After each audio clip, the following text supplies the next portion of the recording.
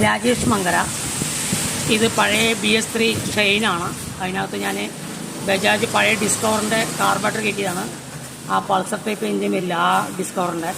ഈ കാർബറേറ്റർ ബജാജിന് ഏതിനൊക്കെ പറ്റുമെന്ന് എനിക്കറിയില്ല. ഇത് ഷെയിനകത്താണ് കയറ്റിയിട്ടുള്ളത്.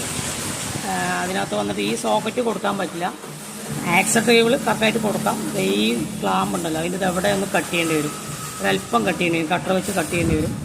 ചോക്ക് പിന്നെ ഒന്നും ചെയ്യാനില്ല, കറക്റ്റായിട്ട് അത് ഫിറ്റ് ചെയ്യാം. പിന്നെ ഈ ഓസ് വന്നിട്ട് പഴയ ഡിസ്കവറിൻ്റെ ആണെങ്കിൽ കറക്റ്റാണ്. ഇത് വന്നിട്ട് പൾസറിൻ്റെയാണ്. എന്നാലും കുഴപ്പമില്ല, ചെറിയൊരു വ്യത്യാസമുള്ളൂ. കുഴപ്പമൊന്നുമില്ല, കറക്റ്റായിട്ട് സെറ്റ് ചെയ്യാൻ പറ്റുന്നുണ്ട്. പിന്നെ അതിൻ്റെ വില കാണിച്ചു തരാം.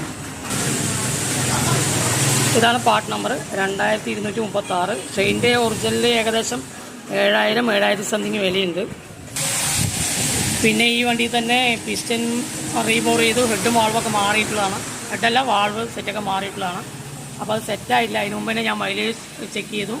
61 കിലോമീറ്റർ സെറ്റാവുന്നതിന് മുമ്പ് തന്നെ കാണിക്കുന്നുണ്ട്. നീഡിൽ പൊക്കിയിട്ടുള്ളതാണ്. കാരണം ഇത് ഷെയിൻ്റെ ഒരു ചെറിയൊരു പതവറപ്പില്ലേ, അത് കാണിച്ചിട്ടുണ്ടായിരുന്നു. അപ്പോൾ അതെനിക്ക് ഇഷ്ടപ്പെട്ടില്ല. നീഡിൽ പൊക്കിയിട്ടാണ് ഉള്ളത്.